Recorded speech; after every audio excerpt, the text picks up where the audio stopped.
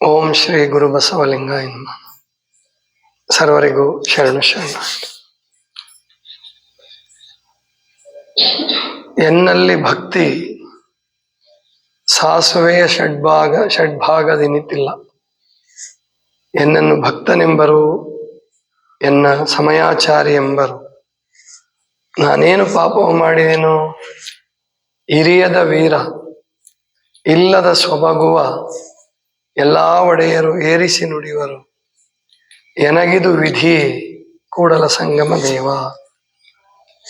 ಇದು ಬಸವಣ್ಣನವರ ಒಂದು ಅಪರೂಪವಾದ ವಚನ. ಹೆಚ್ಚು ಜನರಿಗೆ ಪರಿಚಯ ಇಲ್ಲದ ವಚನ ಇದು. ಅವ್ರು ಹೇಳ್ತಾ ಇದ್ದಾರೆ, ಎನ್ನಲ್ಲಿ ಭಕ್ತಿ ಸಾಸುವೆಯ ಷಡ್ಭಾಗದೆನಿತಿಲ್ಲ. ಸಾಸುವೆ ಗೊತ್ತು ನಿಮಗೆಲ್ಲ, ಎಷ್ಟು ಸಣ್ಣದಿರ್ತದಂತ. ಆಮೇಲೆ ಅದನ್ನು ಭಾಗ ಮಾಡಕ್ ಹೋದ್ರು ಕೂಡ ಟಪ್ ಅಂತ ಹೊಡ್ಕೊಂಡ್ಬಿಟ್ಟು ಅದೇನು ಸರಿಯಾಗಿ ಭಾಗ ಆಗಲ್ಲ.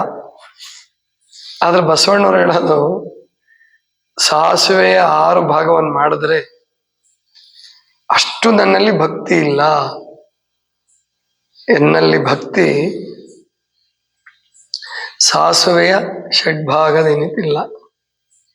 ಎನ್ನನ್ನು ಭಕ್ತನೆಂಬರು, ಎನ್ನನ್ನು ಸಮಯಾಚಾರಿ ಎಂಬರು.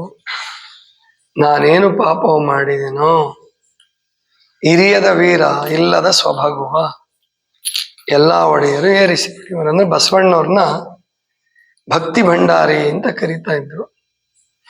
ಭಂಡಾರಿನೂ ಆಗಿದ್ರು ಅವರು. ಬಿಜ್ಜಳನ ಆಸ್ಥಾನದಲ್ಲಿ ಖಜಾನೆಯ ಮುಖ್ಯಸ್ಥರು, ಅರ್ಥಮಂತ್ರಿಗಳು, ಹಣಕಾಸು ಮಂತ್ರಿಗಳಿಗೆ ಭಂಡಾರಿ ಅಂತ ಕರೀತಿದ್ರು. ಅದು ಆಗಿದ್ರು ಅವರು.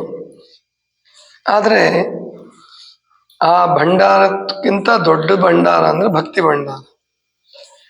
ಅದಕ್ಕೂ ನೀನು ಭಕ್ತಿ ಭಂಡಾರಿಯಪ್ಪ, ಭಕ್ತಿಗೂ ನೀನು ಮುಖ್ಯಸ್ಥನೇ ಅಂತ ಶರಣರು ಅಭಿಮಾನದಿಂದ ಕರೀತಾ ಇದ್ರು. ಭಕ್ತಿ ಭಂಡಾರಿ ಬಸವಣ್ಣ ಅಂತ ಹೇಳಿ. ಅದಕ್ಕೊಂದ್ ದಿವಸ ಹೇಳ್ತಾರ ಅವರು, ನನ್ನಲ್ಲಿ ಭಕ್ತಿ ಸಾಸುವೆಯ 6ನೇ ಒಂದು ಭಾಗದಷ್ಟು ಇಲ್ಲಪ್ಪ. ನನ್ನನ್ನು ಯಾಕೆ ಭಕ್ತ ಅಂತೀರಿ, ನನ್ನನ್ನು ಯಾಕೆ ಸಮಯಾಚಾರಿ ಅಂತೀರಿ? ಸಮಯಾಚಾರಿ ಅಂದ್ರೆ ಧರ್ಮ ಮಾರ್ಗದಲ್ಲಿ ಅತ್ಯಂತ ನಿಷ್ಠೆಯಿಂದ ನಡೆಯೋರಿಗೆ ಆಗಿನ ಕಾಲದಲ್ಲಿ ಸಮಯಾಚಾರಿ ಅಂತ ಕರಿತಿದ್ರು. ಸಮಯ ಅಂದ್ರೆ ಇವಾಗ ಟೈಮ್ ಅಂತ ಆಗಿದೆಯಲ್ಲ, ಕಾಲ ಅಂತ ಆಗಿದೆ. ಆವಾಗ ಸಮಯಾಚಾರಿ ಅಂದ್ರೆ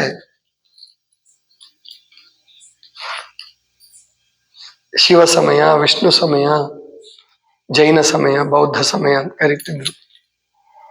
ಅಂದ್ರೆ ನಾನು ಸಮಯಾಚಾರಿನೂ ಅಲ್ಲ, ನಾನು ಭಕ್ತನೂ ಅಲ್ಲ. ಯಾಕೆ ನನ್ನ ನಿಂಗಂತೀರಾ? ಇದು ಸಾಹಿತ್ಯ ಕ್ಷೇತ್ರದಲ್ಲಿ ಇದಕ್ಕೆ ಅವಪ್ರೇಕ್ಷೆ ಅಂತ ಕರೀತಾರೆ. ನಿಮಗೆಲ್ಲ ಉತ್ಪ್ರೇಕ್ಷೆ ಗೊತ್ತು, ಎಕ್ಸಾಗರೇಷನ್ ಅಂತ ಕರೀತಾರೆ.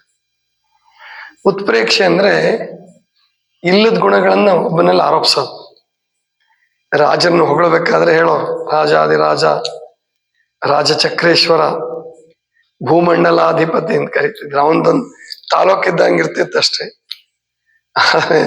ಅವನನ್ನ ಭೂಮಂಡಲಕ್ಕೆ ಒಡೆಯನ್ ಮಾಡ್ಬಿಡ್ತಾ ಇದ್ರು. ಎಲ್ಲ ರಾಜರು ಹಂಗೆ ಕರೆಸ್ಕೊಂತ ಇದ್ರು. ಪರಾಕ್ ಹೇಳೋದು ಅಂತ ಕರಿತಿದ್ರು, ಜೈಘೋಷ ಮಾಡೋದು, ಪರಾಕ್ ಹೇಳೋದು.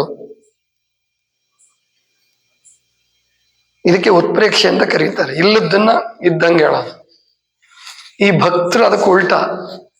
ಭಕ್ತರು, ಸಾಧಕರು, ಆತ್ಮ ಸಾಧನೆ ಮಾಡ್ತಕ್ಕಂಥವ್ರು ಅವರು ತಮ್ಮಲ್ಲಿ ಇದ್ದಂತ ಗುಣಗಳನ್ನು ಕೂಡ ಇಲ್ಲ ಅಂತ ಹೇಳ್ತಿದ್ರು. ಇದು ವಿಚಿತ್ರ. ಅಂದ್ರೆ ಸಾಮಾನ್ಯ ಜನರನ್ನ ಎರಡೂ ಕೂಡ ದಾರಿ ತಪ್ಪಿಸ್ತವೆ. ಒಂದು ಉತ್ಪ್ರೇಕ್ಷೆ ಏನ್ ಮಾಡತ್ತೆ ಅಂತಂದ್ರೆ ಅವರಲ್ಲಿ ಇಲ್ಲದಂತಹ ಗುಣಗಳನ್ನ ಆರೋಪಿಸೋದ್ರಿಂದ ವ್ಯಕ್ತಿ ಪೂಜೆ ಜಾಸ್ತಿ ಆಗತ್ತೆ. ವ್ಯಕ್ತಿ ಪೂಜೆ ಮಾಡೋದ್ರಿಂದ ಪರಮಾತ್ಮನನ್ನ ಅವನು ಮರೆತುಬಿಟ್ಟು, ತನ್ನನ್ನು ತಾನು ಮರೆತು ತನ್ನ ದೋಷಗಳನ್ನು ಹಾಗೆ ಇಟ್ಕೊಂಡು ವ್ಯಕ್ತಿ ಪೂಜೆ ಮಾಡಿಬಿಟ್ರೆ ಎಲ್ಲ ಉದ್ಧಾರ ಆಗೋಗ್ಬಿಡ್ತೀವಿ. ಹಾಡಿದ್ದೆ ಇದು ನಮ್ಮ ದೇಶದಲ್ಲಿ ಆಯ್ತು. ಒಂದ್ ಕಡೆ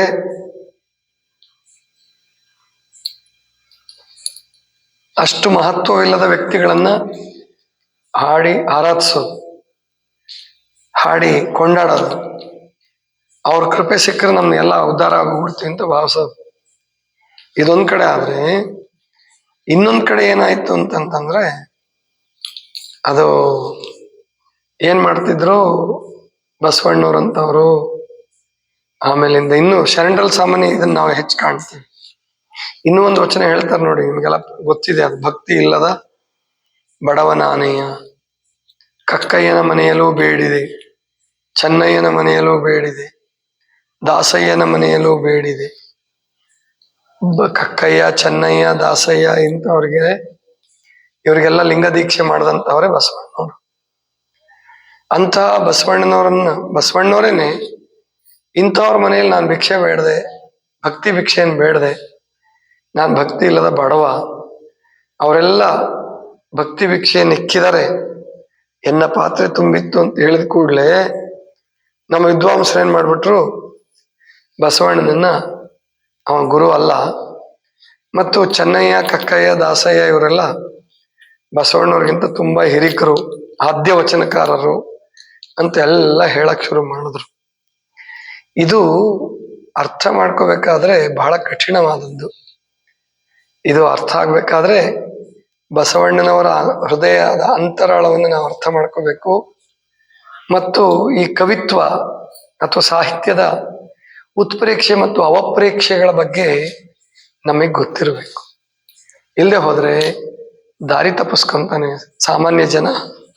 ದಾರಿ ತಪ್ಪಿಸ್ಕೊಂಡು ಒಂದ್ಸಾರಿ ದಾರಿ ತಪ್ಪಿಸ್ಕೊಂಡ್ರೆ ಆಧ್ಯಾತ್ಮ ಕ್ಷೇತ್ರದಲ್ಲಿ ಇಡೀ ಜನ್ಮದಲ್ಲಿ ಅವನು ಸುಧಾರಣೆ ಮಾಡ್ಕೊಳಕ್ಕಾಗಲ್ಲ. ಈ ಬಸವಣ್ಣವ್ರದ್ದು ವಚನ ಓದ್ದವ್ರು ಬಹಳ ಜನ ಅಹಂಕಾರಿಗಳಾಗೋದಕ್ಕೆ ಕಾರಣ ಏನಂದ್ರೆ, ಬಸವಣ್ಣವರೇ ಹೇಳ್ಬಿಟ್ರು, ಎನ್ನ ಚಿತ್ತವು ಅತ್ತಿ ಹಣ್ಣು ನೋಡಯ್ಯ ಅಂದ್ಬಿಟ್ರು. ಅಯ್ಯೋ ಪಾಪ, ಬಸವಣ್ಣವ್ರ ಚಿತ್ತನೇ ಹಿಂಗಿದ್ರೆ ನಮ್ಮಂಥವ್ರದ್ದು ಏನ್ ಬಿಡು, ನಾವೇ ಇನ್ನೂ ಉತ್ತಮ ಅನ್ನೋ ಲೆಕ್ಕಕ್ಕೆ ಕೆಲವು ವಿದ್ವಾಂಸರುಗಳು ಬಂದ್ಬಿಟ್ರು. ಮತ್ ಬಸವಣ್ಣವ್ರ ಬಗ್ಗೆ ಏನೇನೋ ಬರೆದ್ರು ಸಾಧಕ. ಆದ್ರೆ 12ನೇ ಶತಮಾನದ ಶರಣರ ಹತ್ರ ನಾವು ಹೋದ್ರೆ ಅದು ಸತ್ಯ ಗೊತ್ತಾಗುತ್ತೆ, ಅಲ್ಲಿ ಸತ್ಯ ನಮಗೆ ಗೊತ್ತಾಗುತ್ತೆ. ಇಲ್ಲದೆ ಹೋದ್ರೆ ಸತ್ಯ ಗೊತ್ತೇ ಆಗಲ್ಲ. 12ನೇ ಶತಮಾನದ ಶರಣರ ವಚನ ಓದ್ದೆ ಹೋದ್ರೆ ಬಸವಣ್ಣವ್ರ ಬಗ್ಗೆ ಹೇಳಿರ್ತಕ್ಕಂಥದ್ದು, ಯಾಕಂದ್ರೆ ಅವರೆಲ್ಲ ಬಸವಣ್ಣವ್ರನ್ನ ನೇರವಾಗಿ ಕಂಡಂತವ್ರು. ಅಲ್ಲಮ ಪ್ರಭುದೇವರು ಹಿಡ್ಕೊಂಡು, ಅಲ್ಲಮ ಪ್ರಭುದೇವರು, ಅಕ್ಕ ಮಹಾದೇವಿ, ಸಿದ್ದರಾಮೇಶ್ವರರು, ಹಡಪದ ಅಪ್ಪಣ್ಣವರು ಎಲ್ಲರೂ ಕೂಡ ಬಸವಣ್ಣವ್ರನ್ನ ಕಂಡಂಥವ್ರು. ಅವ್ರನ್ನ ನಾವು ಸರಿಯಾಗಿ ಅರ್ಥ ಮಾಡ್ಕೊಳ್ಳದೆ ಹೋದ್ರೆ ಬಹಳ ತೊಂದರೆಗೆ ನಾವು ಸಿಕ್ಕಾಕೊಂತೀವಿ. ಆದ್ರಿಂದ ನಾವೆಲ್ಲರೂ ತಿಳ್ಕೋಬೇಕು, ಬಸವಣ್ಣನವರು ಅವಪ್ರೇಕ್ಷೆ ಅಂತ ಕರೀತಾರೆ ಇದಕ್ಕೆ. ಉತ್ಪ್ರೇಕ್ಷೆ ವಿರುದ್ಧವಾದದ್ದು ಅವಪ್ರೇಕ್ಷೆ. ಬಸವಣ್ಣವ್ರು ಆಗಿರ್ಲಿಲ್ಲ. ಅವ್ರ ಚಿತ್ತ ಹತ್ತಿ ಹಣ್ಣಿದ್ದಿದ್ರೆ ಅವರು ಯಾವಾಗ ಸಾಧನೆ ಮಾಡಬೇಕು, ಯಾವಾಗ ಪ್ರಧಾನಮಂತ್ರಿ ಕೆಲಸ ಮಾಡಬೇಕು, ಯಾವಾಗ ಶರಣರದ್ದೆಲ್ಲ ಸತ್ಕಾರ ಮಾಡಬೇಕು, ವಚನಗಳನ್ನ ಯಾವಾಗ ಬರೆಯೋದು, ಬರೀ ಹೋರಾಟನೇ ಆದ್ರೆ. ಆದ್ರಿಂದ ಸರಿಯಾಗಿ ತಿಳ್ಕೊಂಡು ನಾವು ನಡ್ಕೊಂಡ್ರೆ ಮಾತ್ರ ಬಸವಣ್ಣವ್ರು ನಮ್ಗೆ ಅರ್ಥ ಆಗ್ತಾರೆ, ಶರಣರು ಅರ್ಥ ಆಗ್ತಾರೆ. ಇಲ್ಲದೆ ಹೋದ್ರೆ ಅರ್ಥ ಆಗೋದಿಲ್ಲ. ಅವ್ರನ್ನ ಅರ್ಥ ಮಾಡ್ಕೊಳ್ಳದೆ ಹೋದ್ರೆ ಅವ್ರ ಅನುಯಾಯಿಗಳು ದೊಡ್ಡದನ್ನು ಸಾಧಿಸಕ್ಕಾಗಲ್ಲ. ಅವ್ರನ್ನ ಅರ್ಥ ಮಾಡ್ಕೊಳ್ಳದೆ ಹೋದ್ರೆ ಅನುಯಾಯಿಗಳು ಕೂಡ ದೊಡ್ಡದು ಸಾಧಿಸಕ್ಕಾಗಲ್ಲ. ಆದ್ರಿಂದ ಬಸವಣ್ಣನವರು ಪರಮಾತ್ಮನ ಮಹಾಲಿಂಗದ ಅವತಾರವಾಗಿ ಜನಿಸಿದಂಥವ್ರು. ಜಗತ್ತಿಗೆ ಅಥವಾ ಕನ್ನಡ ನಾಡಿಗೆ ಅಥವಾ ಭಾರತ ದೇಶಕ್ಕೆ ಒಂದು ಹೊಸ ಧರ್ಮವನ್ನು ಕೊಟ್ಟಂತವ್ರು, ಹೊಸ ಮಾರ್ಗವನ್ನು ತೋರಿಸಿದಂಥವ್ರು. ಅದನ್ನು ಅರ್ಥ ಮಾಡಿಕೊಂಡು ನಾವೆಲ್ಲ ಬದುಕಬೇಕು. ಆರೋಗ್ಯದ ಬಗ್ಗೆ ಕೂಡ ಬಸವಣ್ಣವ್ರು ಹೇಳಿದ್ದಾರೆ. ಅದನ್ನು ನಾಳಿನ ದಿವಸ ನೋಡೋಣ. ಆರೋಗ್ಯದ ಬಗ್ಗೆ ಏನು ಹೇಳಿದ್ದಾರೆ ಆ ವಿಷಯವನ್ನ ನಾಳೆ. ನಾನು ರಾತ್ರಿ ಇರೋದಿಲ್ಲ, ಲತಾ ಅವರು, ನೀಲಮ್ಮ ಅವರು ಇರುವ ಸಾಧ್ಯತೆ ಇಲ್ಲ. ಏನು ಯಾರು ಅಂಜಬೇಕಾಗಿಲ್ಲ. ನಿಮಗೇನು ವ್ಯವಸ್ಥೆ ನಡೆಯುತ್ತೆ ಎಲ್ಲ ರಮೇಶ್ ಅವರು ಇರ್ತಾರೆ, ಲತಾ ಇರ್ತಾರೆ, ಮತ್ತು ಬಾಕಿಯವರೆಲ್ಲರೂ ಇರ್ತಾರೆ. ನೀವು ಅವ್ರ ಜೊತೆ ಇರಿ. ನಾಡಿದ್ದು ಮತ್ತೆ ನಾವು ಸೋಮವಾರದ ದಿವಸ ರಾತ್ರಿ ಅಥವಾ ಮಂಗಳವಾರ ಬೆಳಗ್ಗೆ ಬಂದ್ಬಿಡ್ತೀವಿ. ಬೀದರ್ಗೆ ಹೋಗೋದಿದೆ, ಒಂದು ಕಾರ್ಯಕ್ರಮ ಮೊದಲೇ ಫಿಕ್ಸ್ ಆಗಿತ್ತದು. ಹಾಗಾಗಿ ಯಾರು ಏನು ಬೇಜಾರು ಮಾಡ್ಕೊಳ್ಳೋ ಅಗತ್ಯ ಇಲ್ಲ. ಎಲ್ಲವೂ ನಡೀತಿರ್ತದೆ, ಯಾವುದೂ ಚ್ಯುತಿ ಆಗೋದಿಲ್ಲ. ನಾಳೆ ಒಂದ್ ದಿವಸ ಮಾತ್ರ ಸ್ವಲ್ಪ ತಡ, ಅಂದ್ರೆ 6 ಗಂಟೆ ತನಕ ಮಲ್ಕೊಳ್ಳಿ, ತೊಂದರೆ ಇಲ್ಲ. ಯಾಕಂದ್ರೆ ಇವತ್ತು ಪಾದಯಾತ್ರೆ ಹೋಗ್ತೀವಲ್ಲ, ಪಾದಯಾತ್ರೆ 5 ಗಂಟೆಗೆ ಎಬ್ಬಿಸ್ಬೋದು ಅಂತ ಕಾಣುತ್ತೆ. ರಮೇಶ್ ಅವ್ರು ಎಬ್ಬಿಸ್ತಾರೆ. ಮತ್ತೆ ಅವ್ರು ಯೋಗ ಕೂಡ ಕ್ಲಾಸ್ ತಗೋಬಹುದು, ನಾಳೆ ಯೋಗ ಕ್ಲಾಸು ಇರುತ್ತೆ. ಅದರಿಂದ ಏನು ಕಾರ್ಯಕ್ರಮಗಳು ನಡೀತಾವೋ ಎಲ್ಲವೂ ಸುಸೂತ್ರವಾಗಿ ನಡೀತಾ ಇರುತ್ತೆ. ಎಲ್ಲರೂ ನೀವು ಪಾಲ್ಗೊಳ್ಳಿ, ಆರೋಗ್ಯವನ್ನು ಚೆನ್ನಾಗಿ ಮಾಡ್ಕೊಳ್ಳಿ, ಮಾನಸಿಕವಾಗಿ ಧೈರ್ಯವಾಗಿರಿ ಅಂತ ಹೇಳ್ತಾ ಇವತ್ತಿನ ಚಿಂತನವನ್ನು ಮುಕ್ತಾಯ ಮಾಡೋಣ. ಸರ್ವರಿಗೂ ಶರಣ ಶರಣ.